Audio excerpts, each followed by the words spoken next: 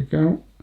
So I'd like to know, Joan, when I know you've said it before, and we've talked about lots of things, but today I'd like to know a little bit about you, when you was born. Yeah.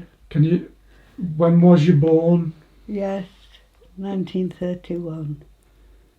And that was... At number 1 The Square, Lowtown Street, Worksop. We left there when we were 3, but I can still see the living room, what furniture was in it. Really? Yes. Yeah. There was just a couch. Is that house still there, do you think? I shouldn't think it will be, because it was we were right at the top of what was called the square, and it was a bit sloped up to the back door, and we lived next door to Harriet and Fred Gabitas, and there were that picture on there of Jean and I as babies.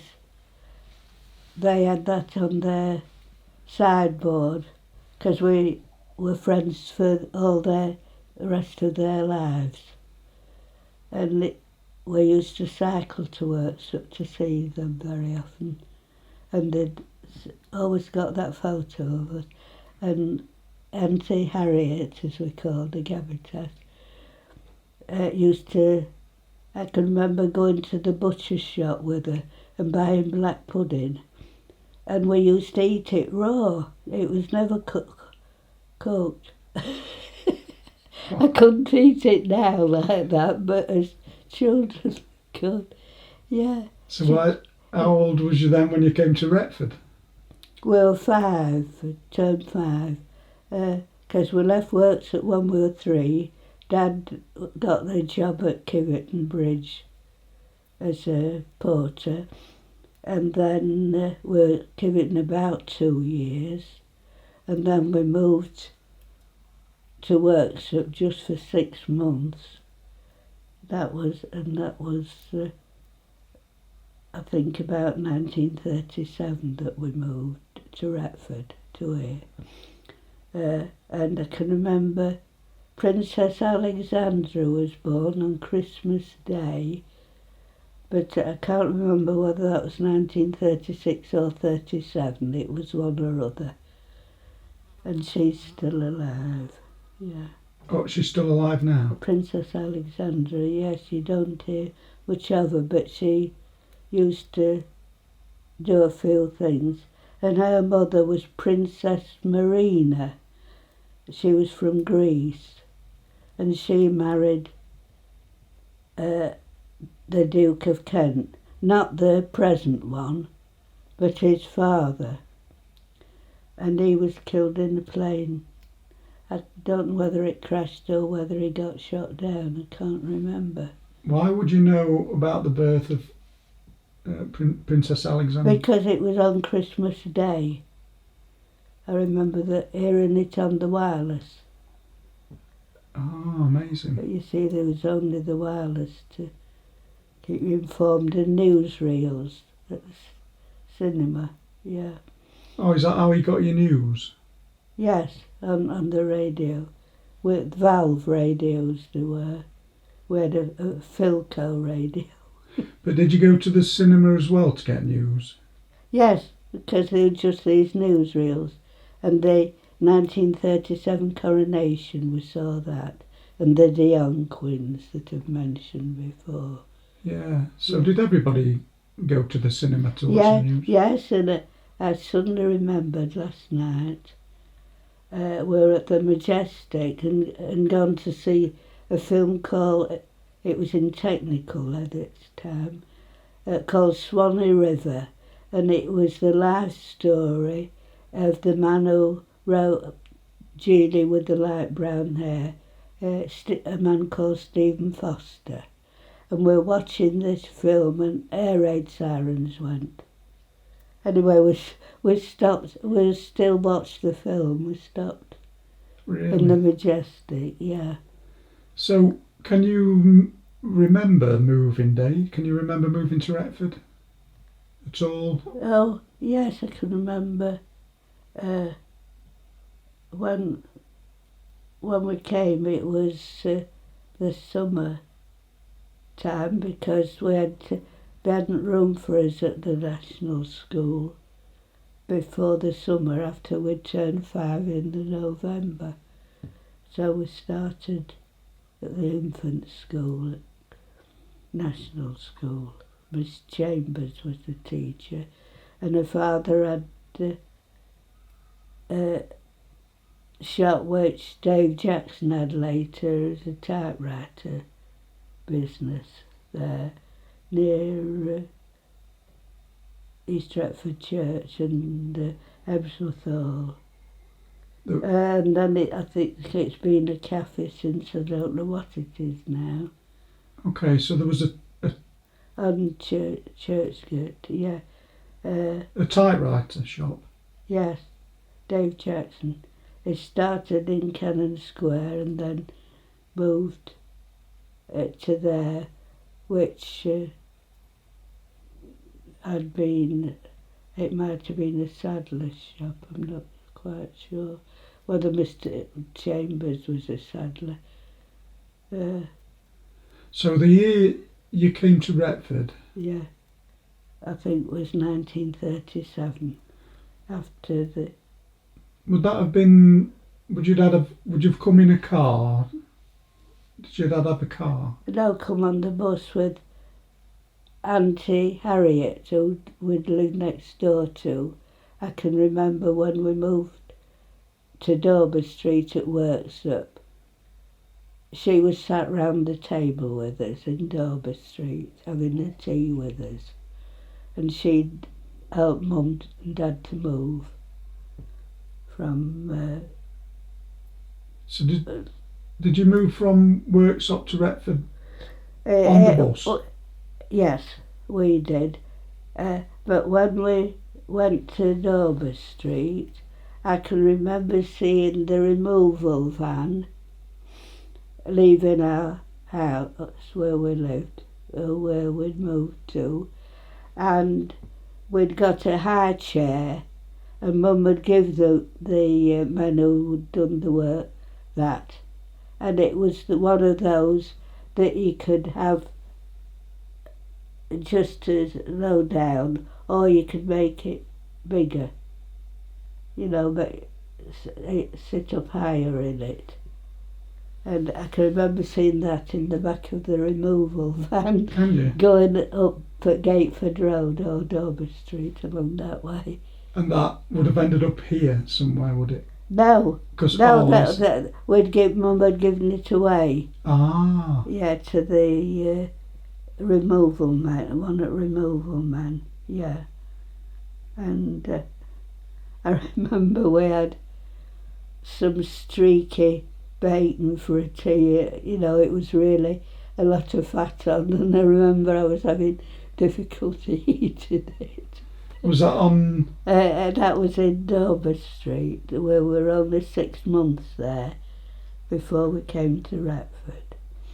Yeah. And so we were turned 5 in the November. So a removal van Yeah. brought your stuff over. Yeah. And then we came on the bus with Auntie Harriet, as we called her. Did your mum and dad have a car back then? No, never. But Dad did learn to drive with Uncle Harold, who had the car, Harold Allen, yeah. Yes, he did. And why did you move to Retford? But Dad got a job as a shunter in the goods yard at Retford, or the Loco as they call it. At the end of Caledonian Road?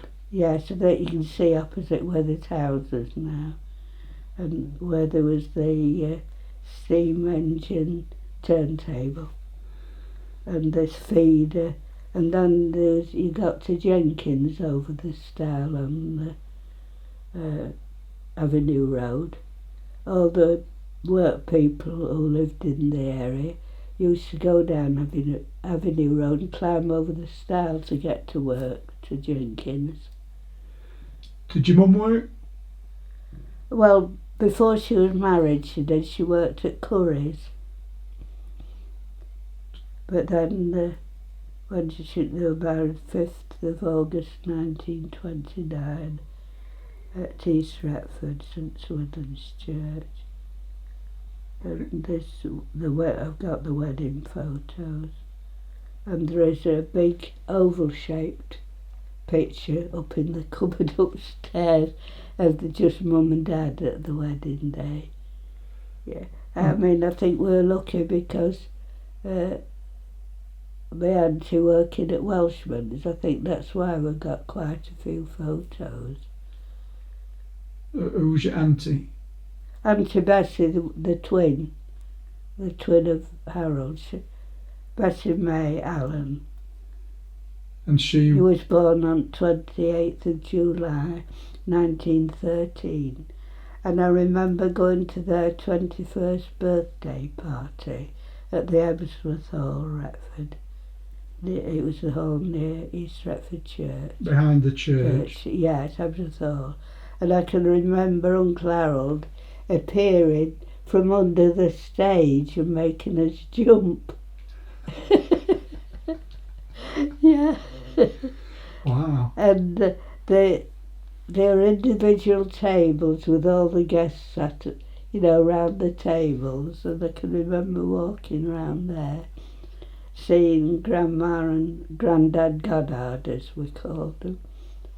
And that was, say, we could have been 3, because we left Retford when we were 3. Yeah. So, and whose birthday? Did you say a birthday? Yeah, 21st birthday of the twins, Bessie May and Harold.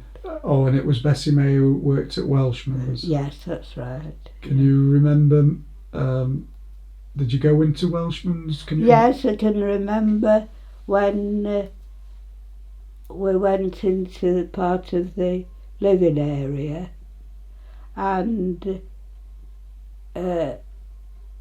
Phyllis had come over from I don't know whether they lived at Bournemouth then, but they did later on. She'd had a baby girl and she was in a cot when we went in this room, and and she's on that wedding photo on the steps of the vicarage. Who, the baby? Yes, Anne. Yeah. Phyllis's daughter. She married a Mr. Spencer. I can't remember his Christian. Oh, Frank, I think it was. Yeah. Not some others do have them.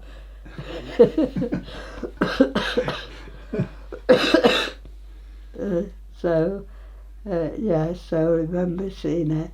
And they'd got a net over the cot where she was laid. So whether they'd got a cat, I don't know. Because a child was smothered by a cat getting on her. Oh, that was... that happened sometime, yeah. What, in Retford? Yes. Yeah. Oh, okay. So everyone was cautious yes, about the cat, yeah. Oh. Yeah, so I assumed Welshman's had got a cat, yeah. Did you go in the shop? Oh, yes. Bought first television from there. Oh, right. Oh, wow. Yeah. What, you like your mum and dad did? Yes, yeah. Yes. Oh, excuse me, that's to my room. Don't matter. Oh dear. So can you remember how you felt when you moved to Retford? Was you happy to... Yes, because we got a nice garden and overlooking the fields. Yes. And Can you remember the day, or is that a bit too...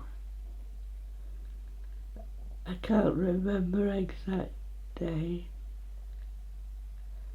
but it was just before we started school. So you would have come over on the bus with your auntie? Yeah. Was that you and your sister? Yes, yeah. And got to Retford? Yeah. Probably got dropped off at the bus at top of Caledonian Road, do you think? Or was that a bus stop? Not then, no. Well, I can't remember it being one then. Because we always used to walk into town. And of Right. course to school as well. It used to be about a mile. I mean, we walked in all weathers to school. And the schools never closed. So thinking about this house then, Yeah, Joan, because you've lived here a long time, yeah. where was, when you think about the bedrooms upstairs, where was everyone's bedrooms? Mum and Dad were at the front. I was in the middle bedroom. And Jean was in the back bedroom. But when we had evacuees, we had soldiers' husbands and the wives, 4 different lots over the years. And Dad was on nights sometimes on the railway. So I used to sleep. It was a Victorian bed. It was wrought iron, a square bed with the sides up in a fancy pattern in the metal. It was, I remember. Wow. Yeah. So if you had, And Jean was in a 30s bed, a wooden bed, hers was, in the back bedroom. But I had slept in, Mum and Dad, of course, in the middle bedroom, and the evacuee husbands and wives were in the front bedroom. And there was one family that came the hills. We used to send each other Christmas cards right up to when I got a Christmas card sent back saying left the property. So I don't know whether she'd passed away, the wife, because her husband had died a few years previously. But I mean, we were in touch for years. so people came and stayed here because they were what? They were They were from Mr. and Mrs. Leslie Hill who came. They came from Penge, 30 Harpley Road, Penge, SE20, I remember, because we used to write to each other. and they were evacuees. Husband and wife. He was a soldier, billeted at the Elms, he was, which with a tank, he was a tank driver. He belonged to tank regiment. But when there was route marches, Leslie was always walking behind in a pair of sand shoes, as we call them. You know, white shoes. Oh, okay. So, but was he? So not evacuees then? Is that what? Well, there were, but yeah, because he'd come in the army, you see, and the wives used to come with him. And so they were billeted on us. And how long would they stay here for? Oh, they were quite the longest. That was when Dad had his accident and got his leg in plaster. Yeah. And that was, the week that she left to go back to London, Jean got chicken pox. And I can remember walking with Mrs. Hill on my way to school, and she was going to catch the train to go back home. So we'd be about 8 or 9 or something like that. And So what did you say was the Elms? The Elms. it was where the tank corps were. And there was, when the Goodwins came, he was a soldier, and he was billeted at Grove Hall. And we went to a garden party there. We'd walked from our house up through the fields and up to Grove Hall, and there was this boxing ring, and I can remember some men boxing. And we were in the grounds of Grove Hall, which was demolished later on. And there was a lovely orange blossom bush. Oh, and the perfume, it was beautiful from these white flowers. And there was a maze, with a hedge at Grove Hall, yeah.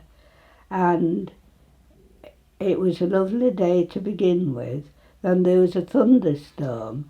So we all went in Grove Hall into the kitchen. And I can remember sitting on the kitchen table, waiting in there till the storm had passed. Really? Yes.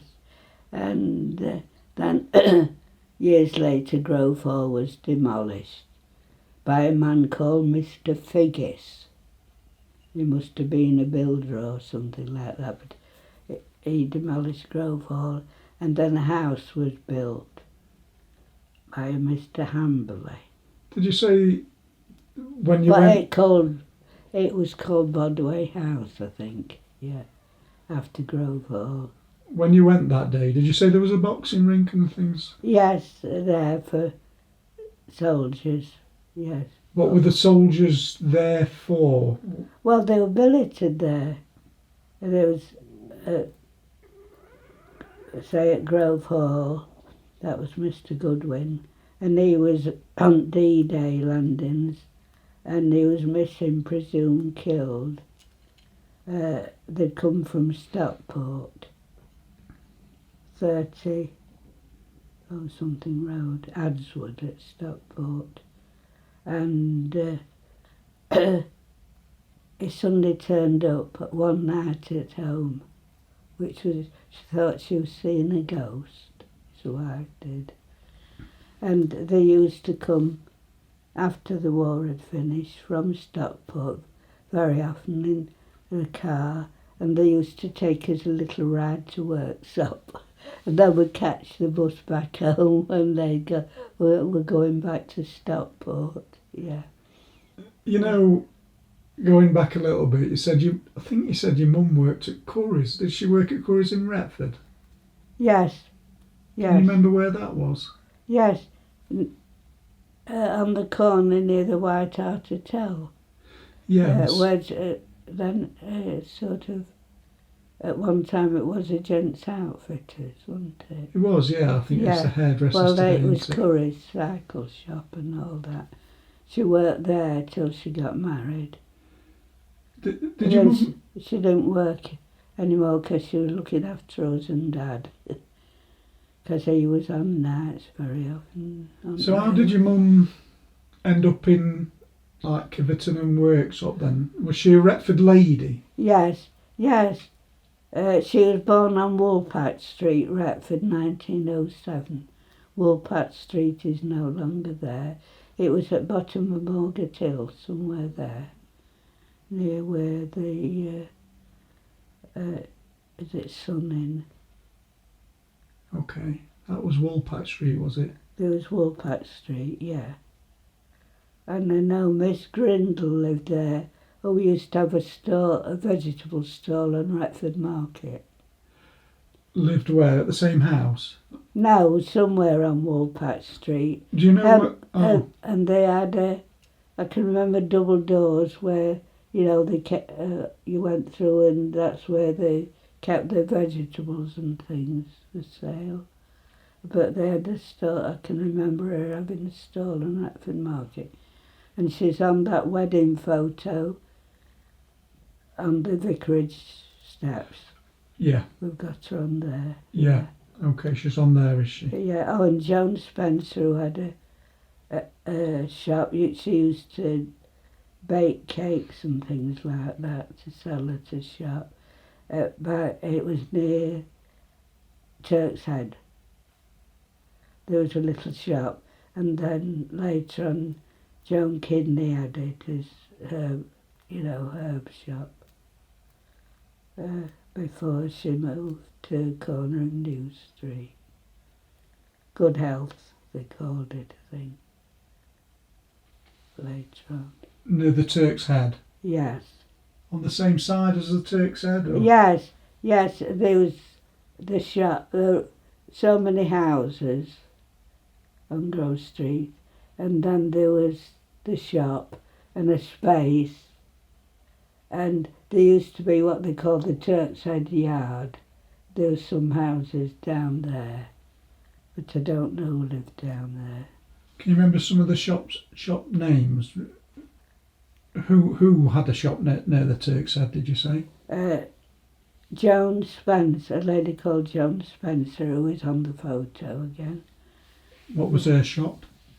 Well, mainly provisions, and she baked cakes and buns herself to sell as well.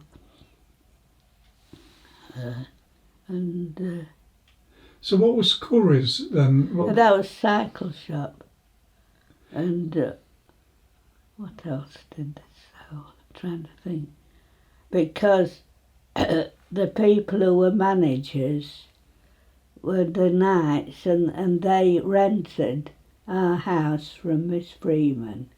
So that's how Mum and Dad got the tenancy, because the Knights, they were managers at Worksop.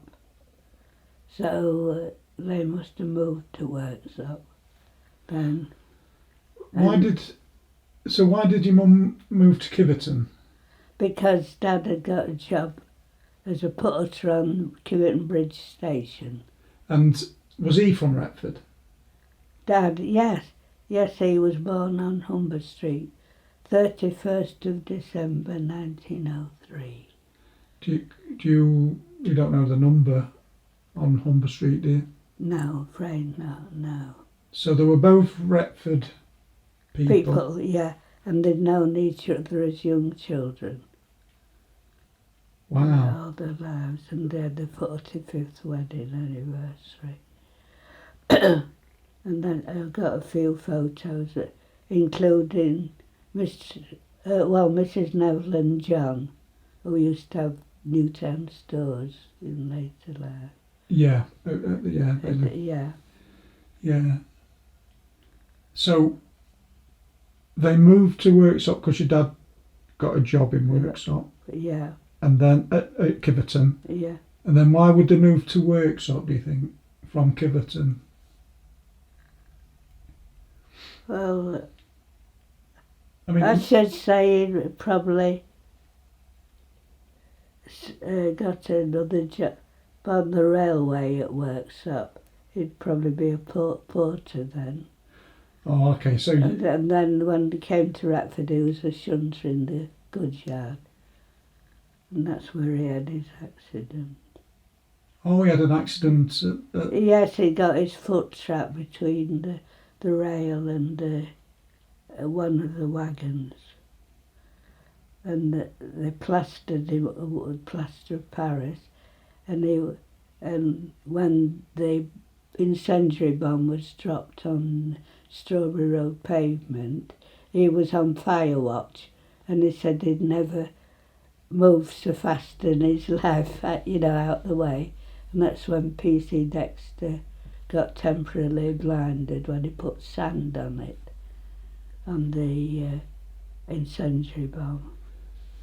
Oh, I see. So, yeah, I thought your dad must have been a fireman at some point, but he was a guy. What's fire watch, do you think? Well, it was all the men in the street. There was a rota, and they used to watch, you see, for things like that. But of course, he was on fire watch, but he couldn't really do anything with his leg in plaster. Wow. Oh, that sounds like post. So, fire watch then, is that... They look at, Did they stay up all night or something looking out? Oh, yes, so many hours, yes, they would. Yeah. And so he was, it was his turn... to be on fire watch with some, which means that if anything should happen, you'd be out there ready to put fires out. With the bucket and stirrup pumps. Okay, what's a stirrup pump? Well, it was what you put in the bucket, and you pumped it up and down. You filled the bucket with water, you see, and that's where, and then you sprayed it on the fire or whatever. Was that something that happened just because of the war and air Yes, raids? yes, Okay. yeah. And where would your dad and these people be? Would they be stood on the street or? Yes, well, he was just at the beginning of Strawberry Road because it was near there where, and I remember seeing a piece of the pavement, a chunk out of the pavement where it had been. You remember Yes, seeing that? and then Mr. Oakland, I think I mentioned that before, the farmer up at Brecon Lane Farm up there, walking his fields the morning after an air raid, and he didn't know. There was a great big crater which had been caused by a landmine, yeah. And Mum and Dad we walked up the fields to see that. There was this great big crater. When you first came here and you used to look out over the wall at the back, Yeah. Was Oakland's field, was it grass or? Yeah. Well, there were 3 fields actually.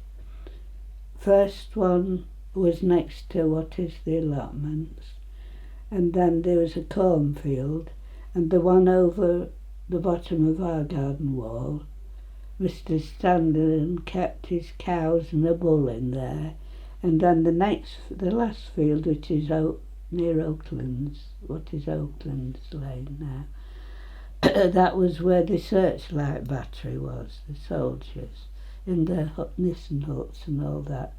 And the searchlight was at the bottom of the field. And then there was another field, and then you were at the bottom of the continuation of Brecon Lane to come to 4 Lane End. Yeah. Could you remember, because that field's a sports field now, isn't it? And it's been a sports field for a long time, hasn't it? Oh yes, that was Sir Stuart Goodwin who came to own that. And when the grammar school had been going for 400 years, I think it was, the then Duke of Gloucester came to Retford. Not the present one, his father, the old Duke. And that was our office was the office of the secretary of the King Edward VI Grammar School, or the clerk or whatever you called it. And all the old boys were invited, including one called Sir Lionel Thompson. He was Master of the Royal Mint at that time. And there was Sir Stuart Goodwin. And that's how he came to be involved in, the Goodwin charity and all that. He was a benefactor.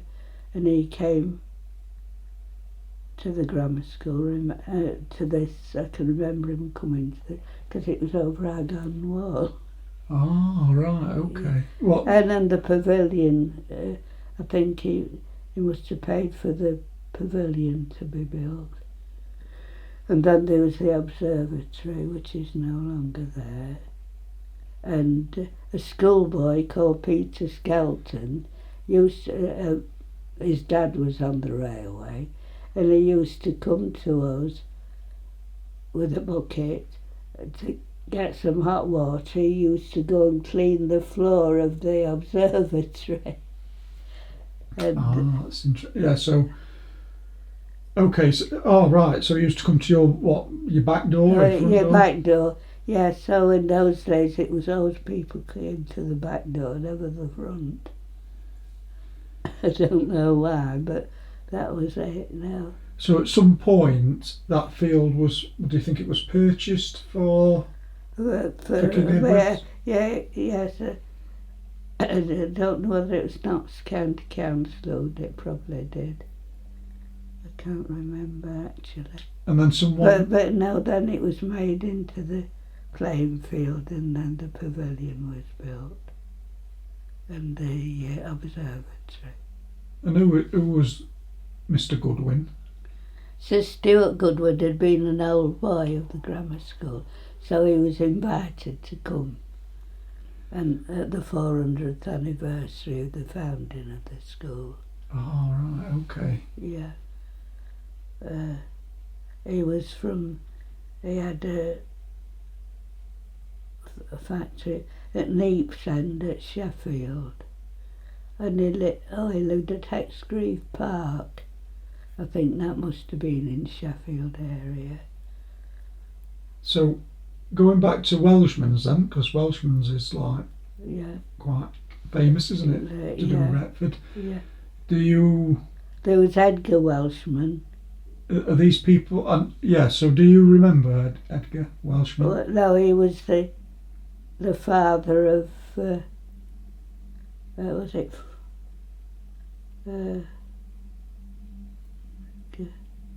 Was he the father of Frank? But there's John Welshman.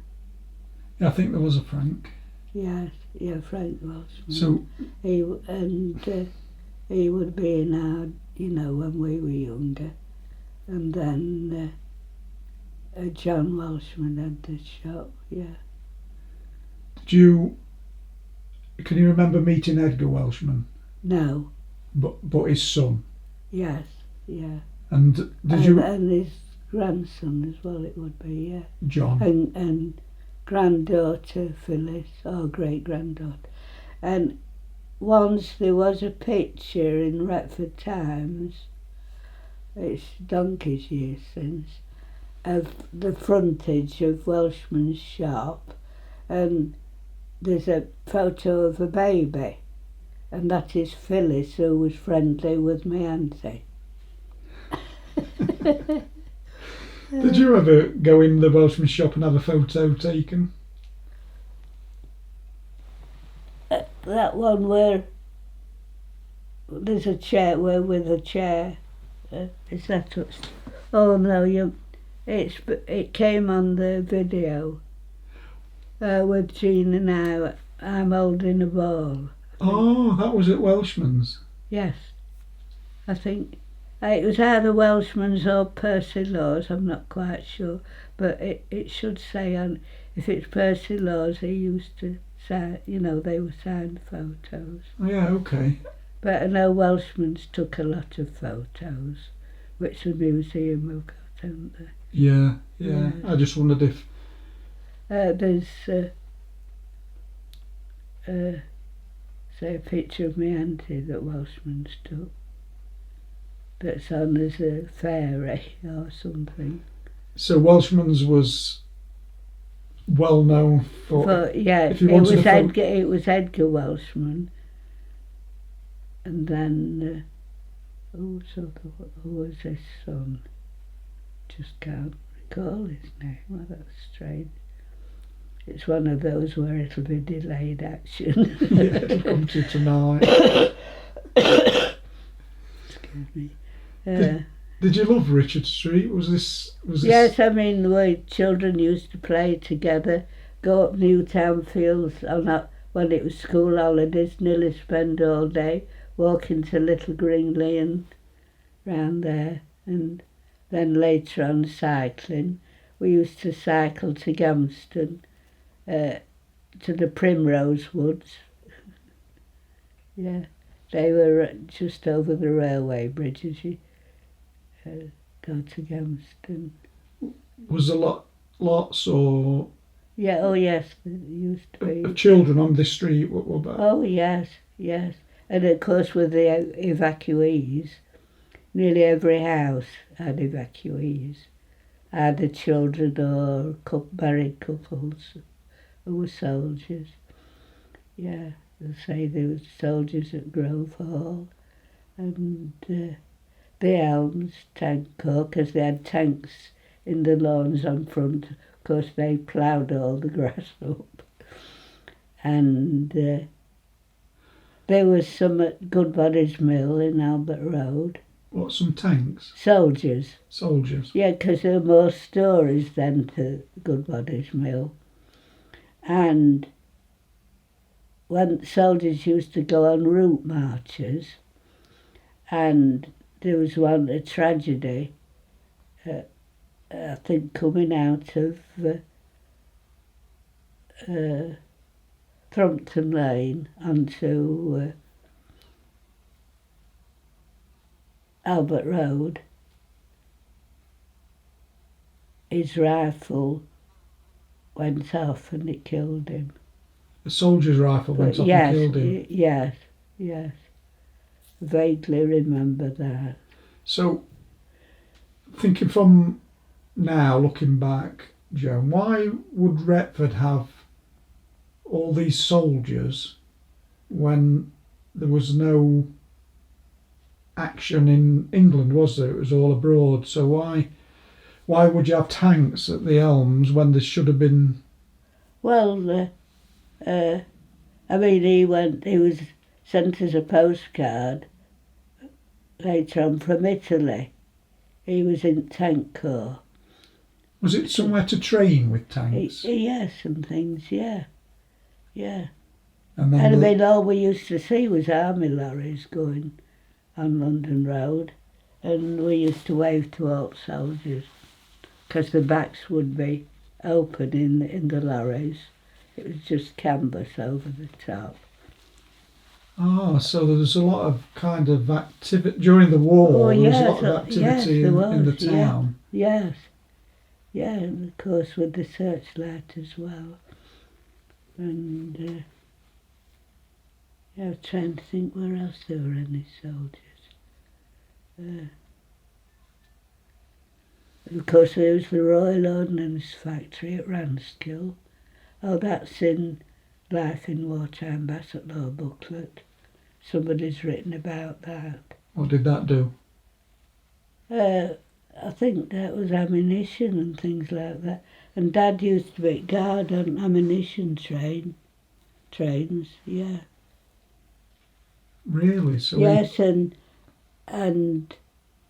I didn't know this till later years when somebody told my nephew, one of my nephews, that Dad was guard on a steam train, and there was an air raid, and they were near Clarborough Tunnel, so the driver took the train into the tunnel and stayed in there while the raid was over.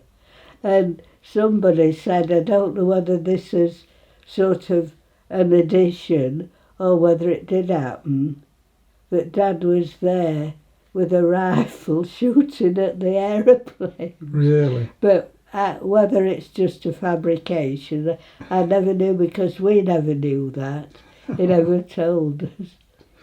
And he was also one at first aiders, and he had to go when a lady jumped off Welham Road Bridge, and she's partly still alive. Did she survive? No, she'd just had a baby and she was really depressed, etc. Was that during the war? Yes. And then one of his friends, a workmate, he was killed on the railway, and Dad was with the first aid party, and he covered him over with his overcoat, and his sons we used to go to school with them, walk to school. They lived on Ann Street, and this son said he's never forgotten Dad, covering him over with his overcoat. He'd had an accident on the railway, this gentleman Yes, who lived on Hine Street. Yes, he had, yes. And what was the accident, Was he crushed? Or? Yeah, something like that. I know. And do you think that was at Retford? Yes. So it probably be in the goods yard. Right, okay. As far as I remember, it would be. The lady who died on the bridge, did the child die as well? No. The child survived? Yes, I think so, yeah. Oh, I wonder who that was. Yeah, well, it was a Mrs. Brown. who died. So Mrs. Brown, what, she tried to take her life Yes, yeah. and sort of survived till your dad was there, Yes, her leg was injured. but she did die. Yes, I'm afraid she did, yeah. Wow. It all happens in Retford, really, doesn't it? The Yeah, things that it we've did talked do, about so far. Yes, quite a lot, yeah.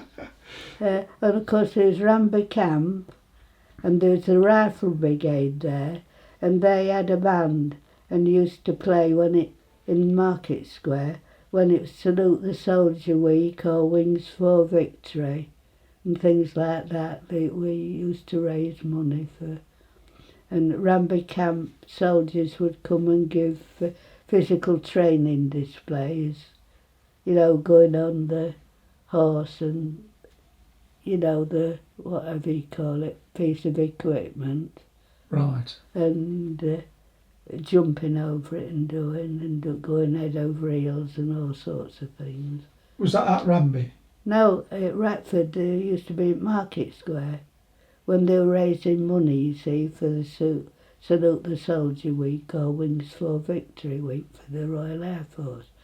And then one day they had a rubber dinghy in an area where it must have been a rubber thing that was full of water and the dinghy in there, and we used to throw pennies into the dinghy for for raising funds. And I think we raised a lot of money for the boat HMS Hood, which the Germans sank. And the father of one of the young soldiers who died worked at Me&Co. When he'd sort of retired from his main job. That was Mr. Hartman.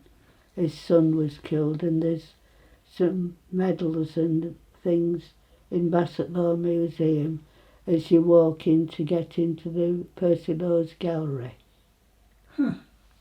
His son called Hartman, but he was Carl Hartman. He was ever such a nice gentleman. You said there was a fund. What was that fund? Well, there was for raising money, you see, like for HMS Hood and Spitfire, the Mayor's Spitfire Fund.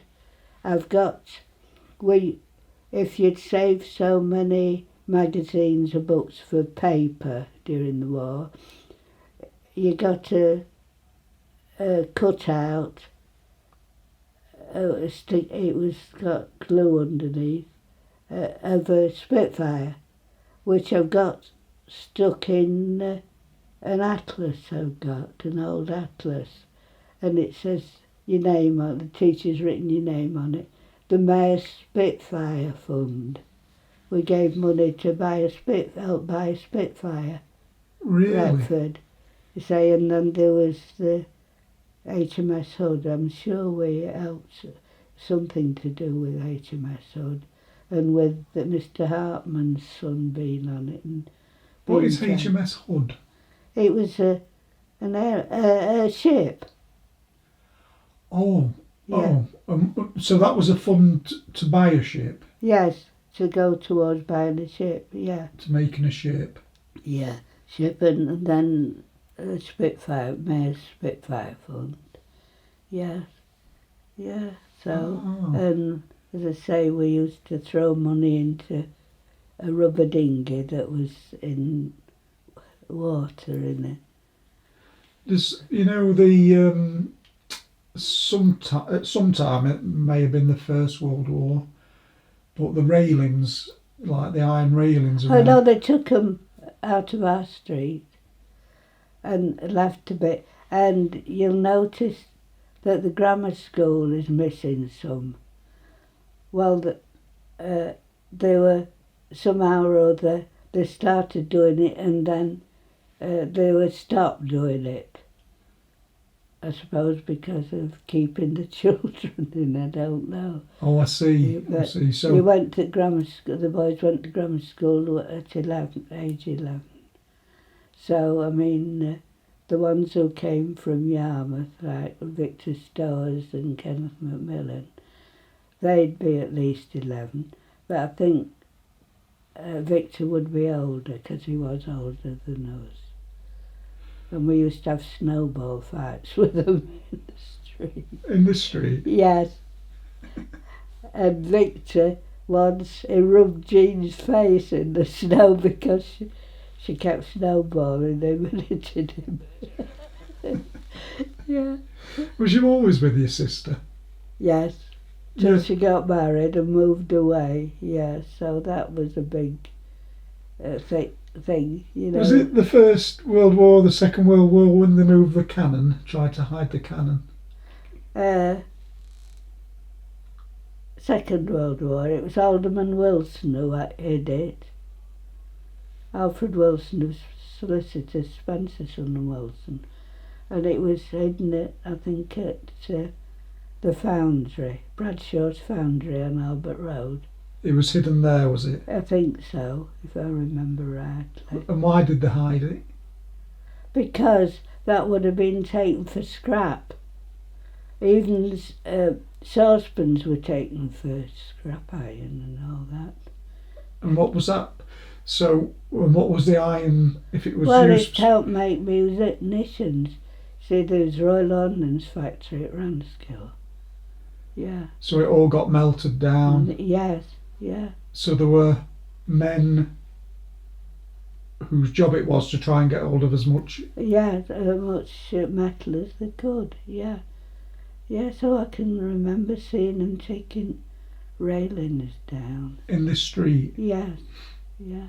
And when you say about pans given, is that because you give your mum and dad give? Yes, any pans that they didn't use anymore. Yes. Would somebody come to the door for that? Yeah, they'd be collecting them, yeah. You'd leave things out for them, and of course they'd come to the back door. They always came to the back doors in those days. And your dad, did your dad, because you've talked about him having a bad leg, did he have a bad leg forever after that, or did that just get better? No, well, he suffered with varicose veins, but he said that was he was in a football team when he was a young lad. That was what had caused that, he said. Can you remember playing sports?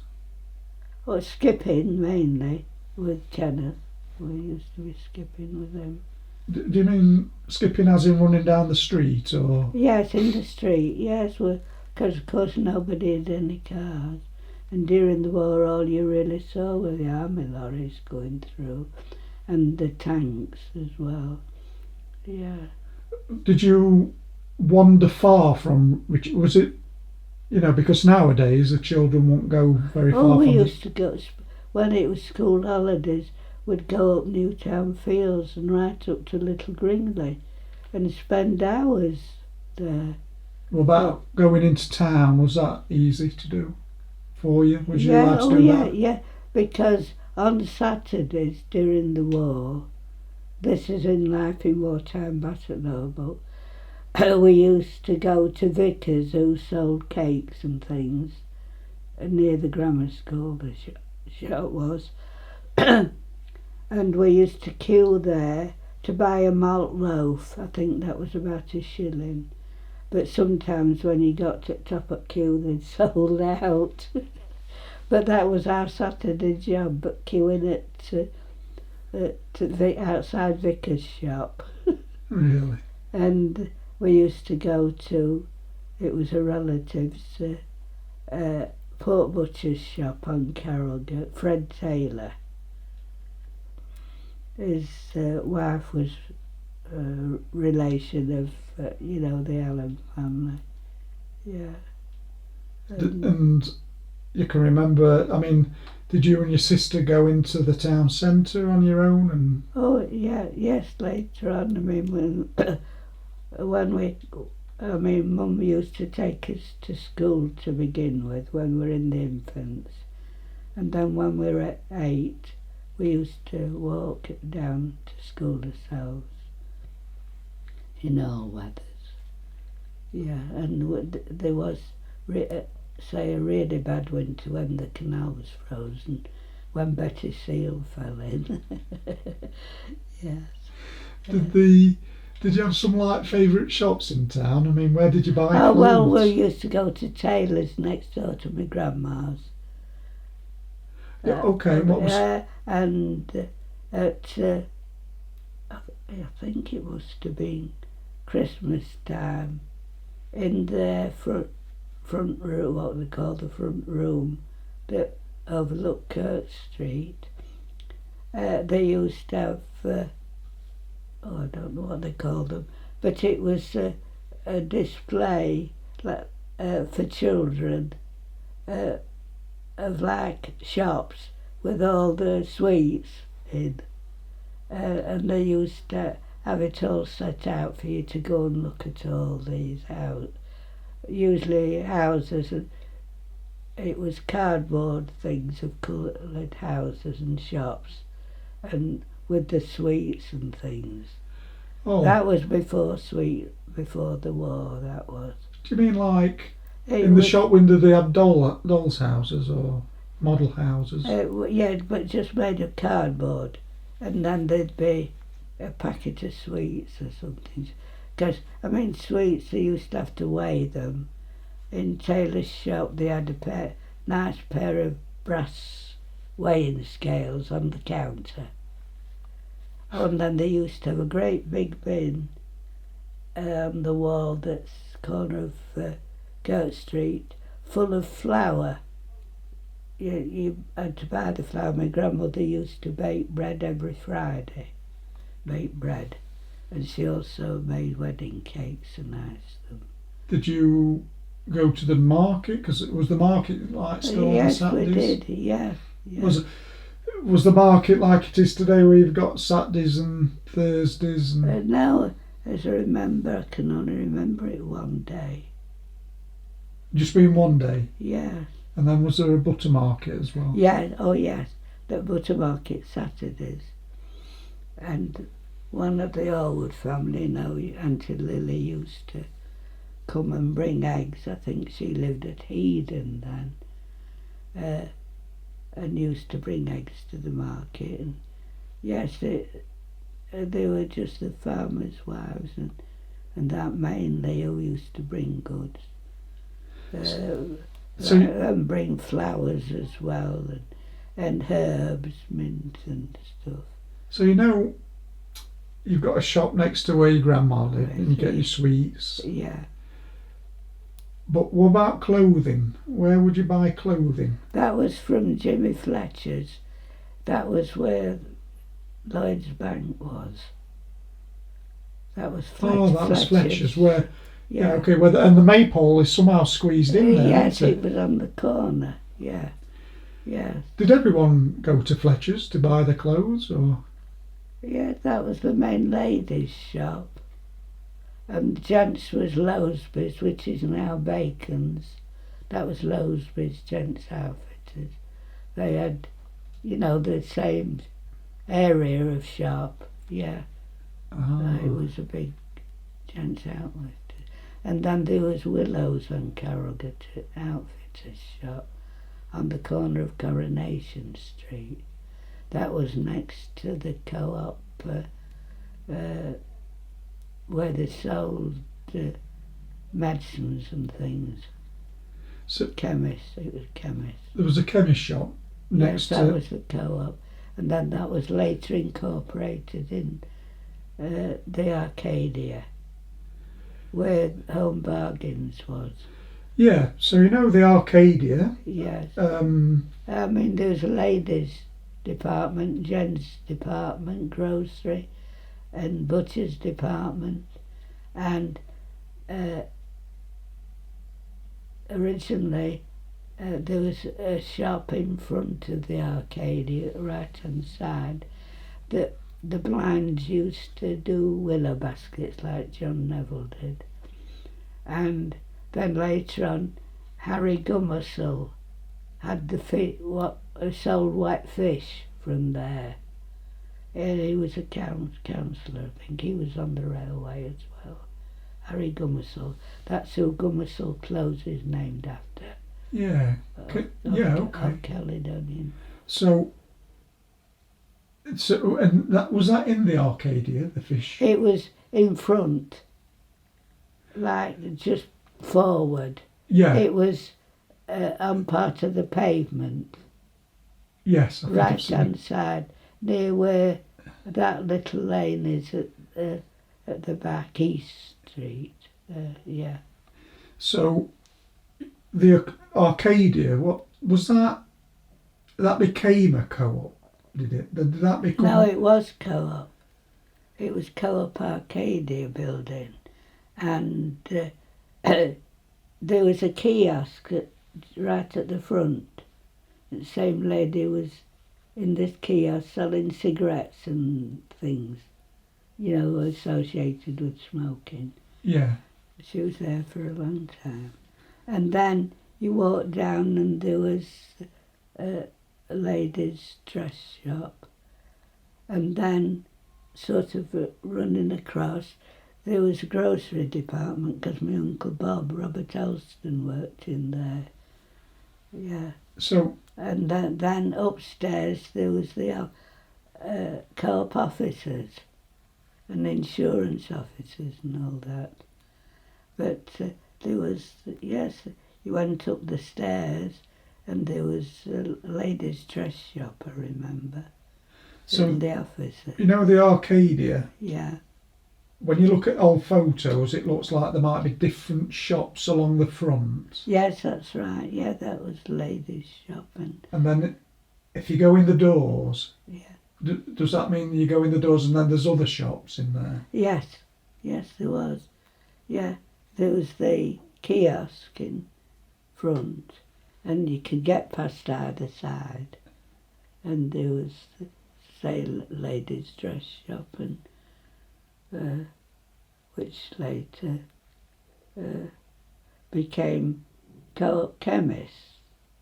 And that, I remember going in there when I was working in the Co-op Chemist. And then you've said there's an upstairs which was offices. Yeah, Could you and ladies' dress shop as well. Could you go out the back of Arcadia? Could you walk through and come out the back on the? Not that I know of, unless the staff could, but it wasn't, for public that I knew of. Okay, so that's so it's all along. So the front. and there'd be, I suppose, things delivered from round the back, and then you see there was the car park later on.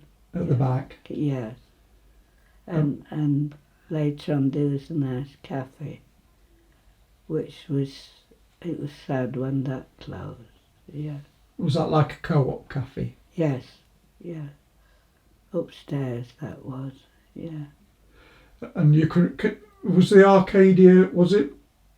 It was set back from the pavement. Yes. Where there was near to the was it Pheasant Hotel there? There was a hotel. Yeah, Pheasant. Yeah, yeah. I think it was. Yeah. Yeah, but then sort of there was one that was for works at Retford Brewery Company shop just before. Okay. Just before the Pheasant. Yeah. When it was it actually pulled down for the new co-op to go? Yeah. Yes. It was. Yeah, it was a shame because it was. It was all under cover, you see. Mm. So there was. Can you remember walking through Cowgate when that was getting pulled down? And No, I can't remember. See. I don't know when that was. Do you? No. And then it became a supermarket. And opposite that, is it the Roxy Cinema? Yeah, that was it. And where the cafe was upstairs. And we went with a grandmother once there, I remember, before we were at school, before we'd started school.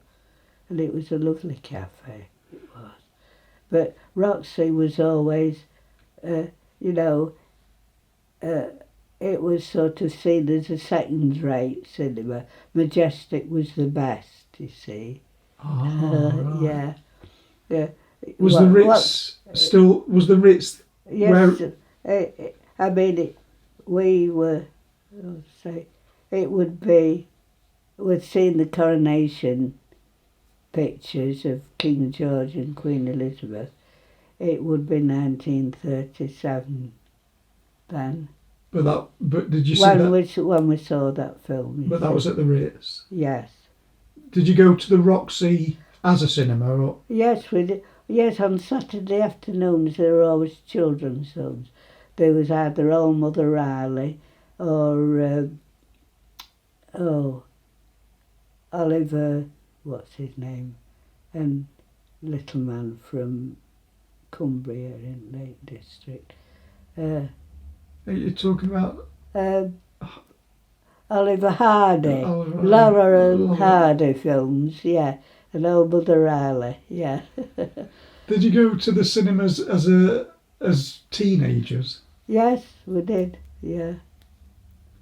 Yes, there used to be a change in programmes. You see, there was no television then, only radio. That was all. So there was the Majestic, the Ritz, and the Roxy. And the Roxy. All, I think, owned by Cyril Getliff, who retired to Bridlington. And you would go to all three of them, or? Yes, yes. And if you thought about it? But we'd only been as we were young children before school to the Ritz, that's all. You see, and then so Mum used to talk about the Picture Palace, which was before the Ritz, because I think the Ritz is Art Deco, isn't it? Yeah. Yeah. Yes, I've got you. Yeah. So it was the Picture Palace. Yeah. And then you went as a child to the Ritz when it was a Ritz. Yeah. But you'd also been going to the Roxy at some point as you. Yeah, as we got older, we used to go. I think it used to be sixpence and then went up to ninepence. No, would it? So if you thought about the Roxy, would you not necessarily now, but would you be able to remember perhaps some films you saw? Oh yeah, Back in the Old Mother Riley, yeah. And we were at the Majestic when it was Swanee River, when there was the air raid. We stopped watching that, yeah. Oh, you was watching a film. Yes, Swanee River was the life story of Sean Foster, the American composer. And that was in Technicolor. Yes, I think you've mentioned it, haven't you? And there was an air raid at that. Yes, and we stopped watching the film. Was you able to finish the film, or did you? Yes, we did finish it, yes. I can remember finishing it, yeah. So if you stop watching the film, does that mean you just sit there in silence waiting for the... Yeah, air raid for the all clear to go. Oh, is there two air raid? Is there two sirens? Is there... There's one for warning you, and then there's an all clear that goes, yeah. The one that warns you, Joan, is that continuous, or does it warn you and stop until... It warns so long and then stops, yeah. And then you get I don't know how long for. Only a few seconds, I should think something. Oh, because I mean the noise, being right opposite it, if we were at my grandma's at the gasworks, and at school as well. We used to have to go in the shelters on the common. Yeah. Oh, there were shelters on the common? Yes, but above ground, of course, at the bottom of Kirk Street, the first one was. And there used to be forms and Kelly lights, and we used to be singing songs and practising putting the gas masks on. You had to count 1, 2, 3, and 3 you should have it on properly, wearing it. Oh, they were horrible to wear. Would that be... So if there was an air raid... Yeah. Was there ever daytime air raids? Yes, yes. So the planes would go over sometimes in the day? Yeah. But at night time we never saw anything. All you did was hear the noise and the bombs dropping and bang, bumps and bangs. In the daytime, did you see planes? Or was you in the... Oh yes, we used to look at aeroplanes and say, oh, that's one of ours, or oh, watch out, that's a German one. We used to note difference, yeah. So if the planes were coming over and they were coming and it was German, would there be more? Would there be lots of them, or would it just be one? Well, the one or two there'd be. So one or two German planes were flying over. Yeah. You see, because there was Elsley and Gamston where the aeroplanes were. Yeah. That's where the... Because the farmers had the fields taken over by the Air Force, I remember, yeah. And then I think they got the fields back after the war, yeah, at Elsley and Gamston. So the shelters on the spot on the common, yeah, you'd go there in the daytime, yeah, and you'd be children, yeah. and that's because an air raid siren had gone off. Gasworks, yeah. And while you're there, you said you'd sing songs? Yeah, like one man went to mow and 10 green bottles. How many children do you think that would... Well, there was 45 in our class. So it was just our classroom who was in this one shelter with the 45 children. When you have 45 children in a class, are they all the same age? Yes, yes. And then you have different years? Yes, we moved it for the following year after the summer holidays, yeah.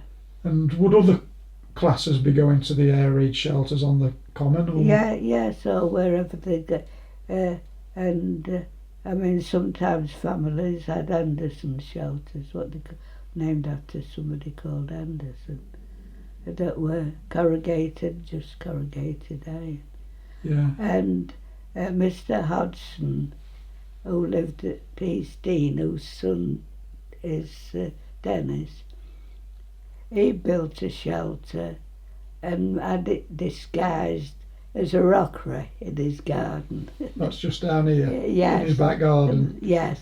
Was there any Anderson shelters around here? Can't remember seeing any. No. But we were helping Dad near the bottom of our garden to dig a shelter, and it filled with water.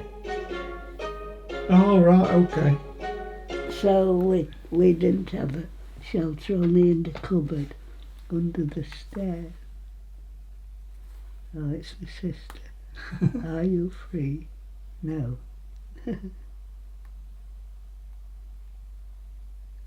Not.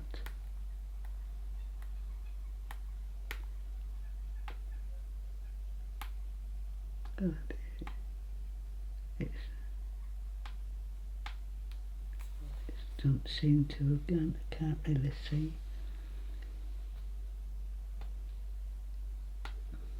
It looks like it's gone, Joan. Do you want me to have a quick look for you? Yeah, thank you. You might see the picture of Life in Wartime Bassetlaw. That was about the last thing she put on. Jean Ford. Are you free? Okay, you are. Do you want I've just put not yet. I thought I'd put. That's...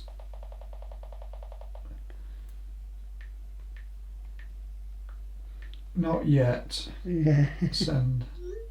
Thank you. But whether it'll come. No.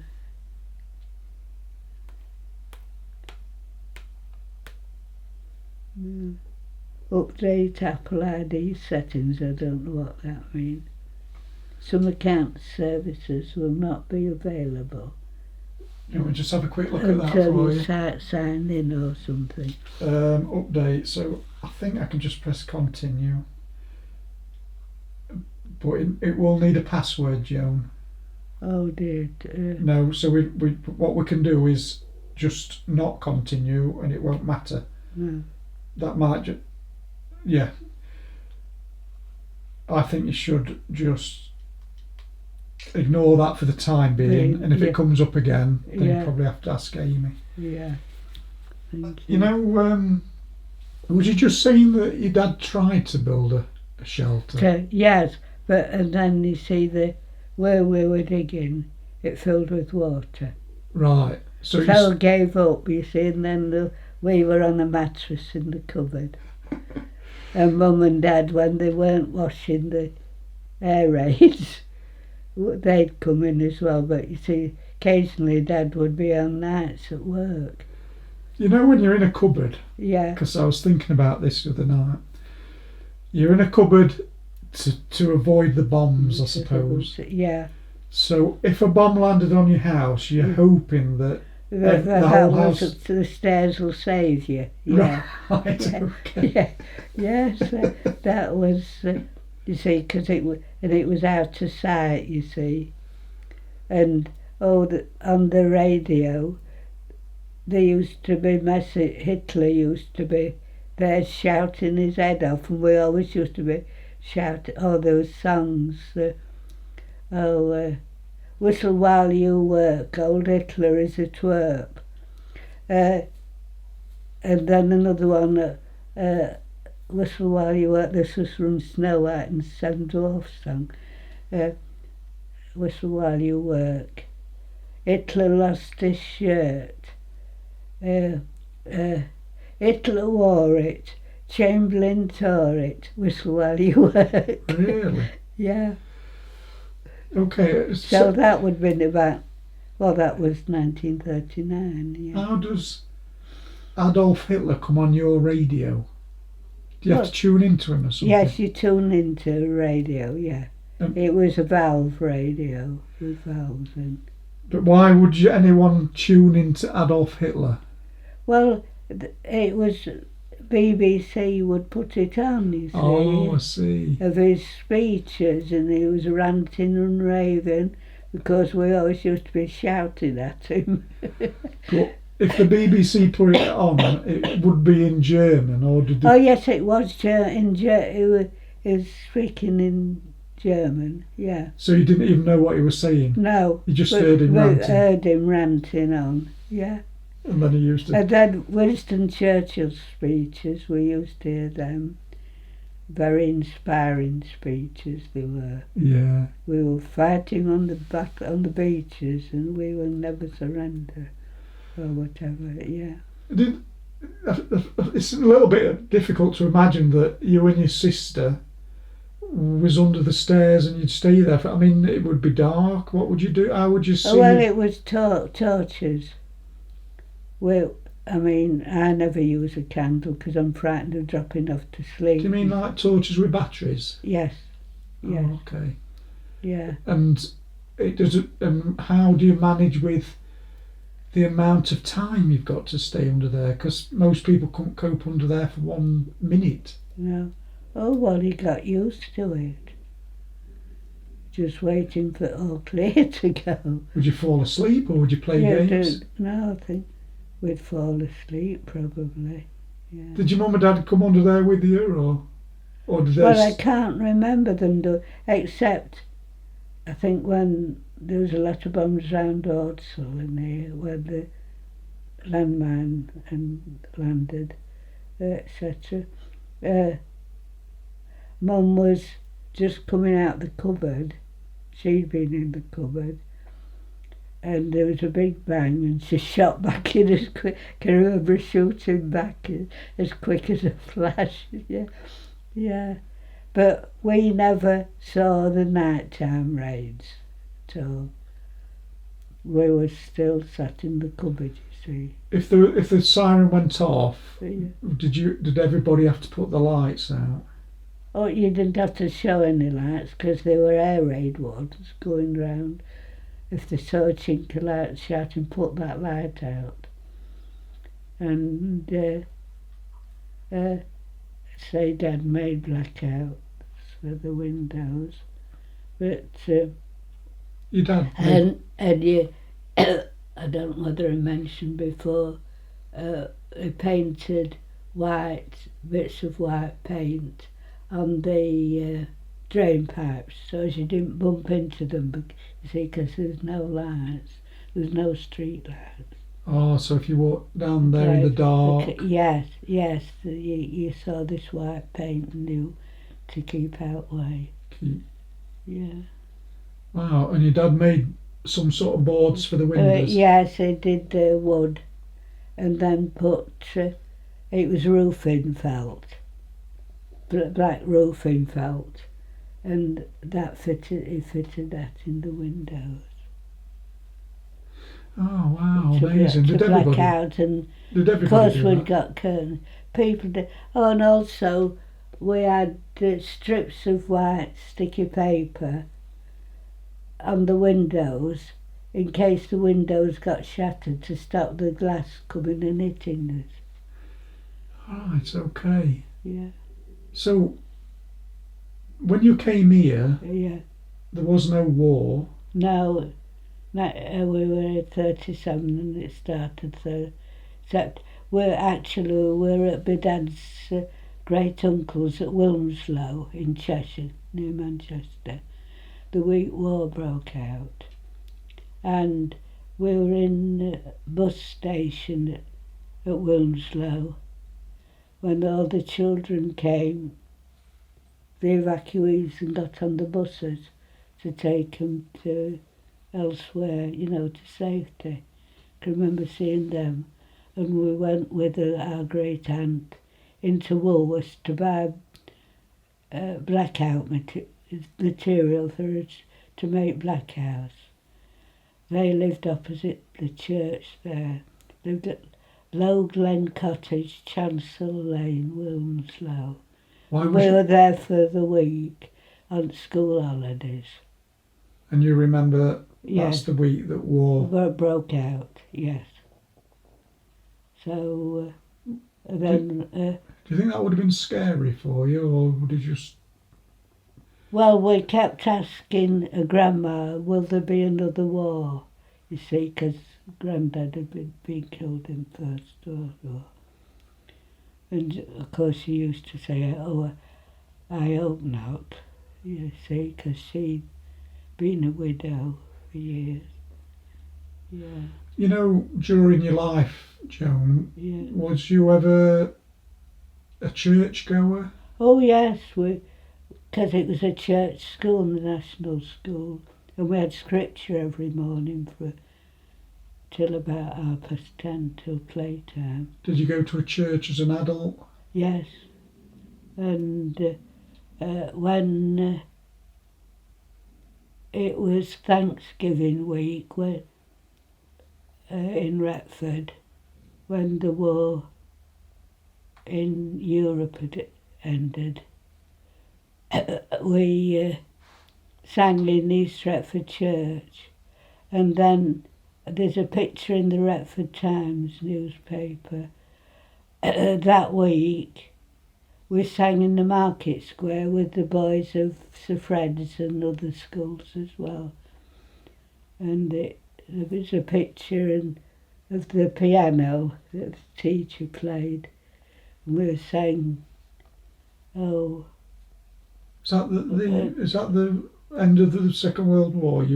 It wasn't quite the end, because it wasn't till the war was over on war in Japan on 15th of August 1945. Yeah. Because I chalked that date on the outside toilet door. 15th of August, war ended. What toilet door? Our toilet door outside in the backyard. Is that still there? That chalk? No. No, not on. No, it isn't No, still. it's just chalk. You did it in chalk. Either chalk or a watercolour paint, I'm not sure which. But I know I put war was over on 15th of August. Okay. Just before we finish then, Joan, there's the end of the war in Europe, Yeah, and then there's the end of the war with Japan. yeah. But from if you was English or if you was in England and the end of the war in Europe was over, Yeah. Isn't that the end of the war, and then the Japan is just between America and Japan, or was England involved in that war? Oh yes, because Billy Bamforth, who was a soldier who lived at number 13, he later worked at Henry Spencer's auctioneers. He was in Far East, and there was George Studridge, who lived on, it was either Strawberry Road or Hine Street, I'm not sure, but later on he managed the co-op on Caledonian Road. He was a prisoner of war of the Japanese, and Jean and I and a boy called Norman Talbot from Strawberry Road, we cycled up to Retford station as he was coming on a train. He'd been repatriated, but he wasn't on that train. But anyway, we came back home, cycled back home, and stood at the end of the street and waited, saw him come in a taxi later on, for the next train. But then in years gone by, all of a sudden he used to dress as a lady. So I think, he was affected by being a prisoner of war of the Japanese. But if he was in England and the war in Europe was over, the bombers coming over to England, yeah, that was all gone, wasn't it? So there was no threat from the Japanese in England, was there? No, I don't think so. I mean, they bombed Pearl Harbor, didn't they, in America? So that's why you would probably have... We had the VE Day party in June 45, that was. And then everyone was... But we were still rationed because we were on rations for 14 years. After the war? Altogether. Altogether? Yeah. Oh, okay. So rations lasted a long time then, didn't they? Yeah, they did, yeah. Including bread. We had bread units in the ration book. What, so all of the war you're on rations, which is what, 5 or 6 years? Yeah. And then another... Yes. 9 or 10 years? Actually, bread was on ration after. Oh, I didn't know it lasted that long. That took a long time to recuperate. Then, yes, it did, yeah. And there used to be recipes on the radio. And there was one called Walton Pie that was named after Lord Walton. Really? An MP, yeah. Right, Joan, I'm a little bit worried about how long I've taken with you there. No, I'm all right. So that's finished for today. Oh, thank you very much. Thank you. That was absolutely brilliant. Thank you.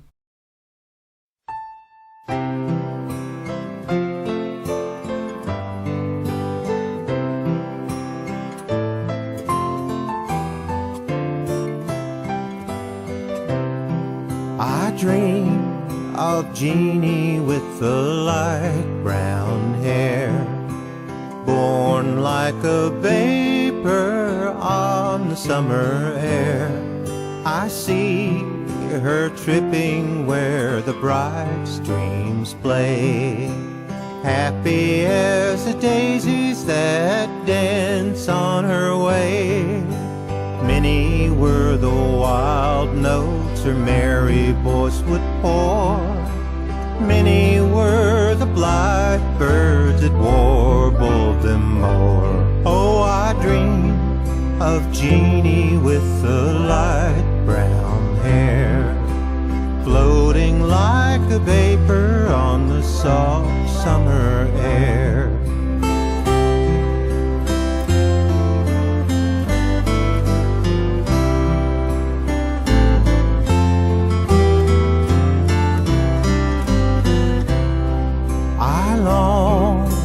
Jeannie with the day dawn smile, radiant in gladness, warm with winning guile.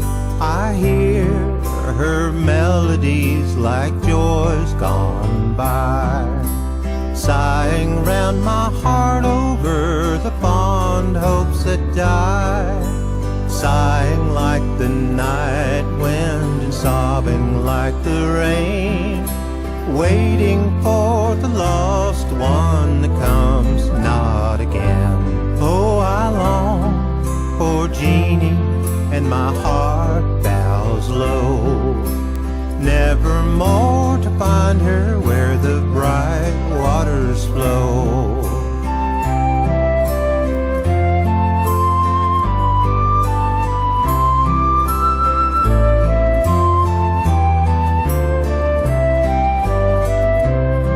I sigh for Jeannie, but her light form strayed far from the fond hearts around her native glade.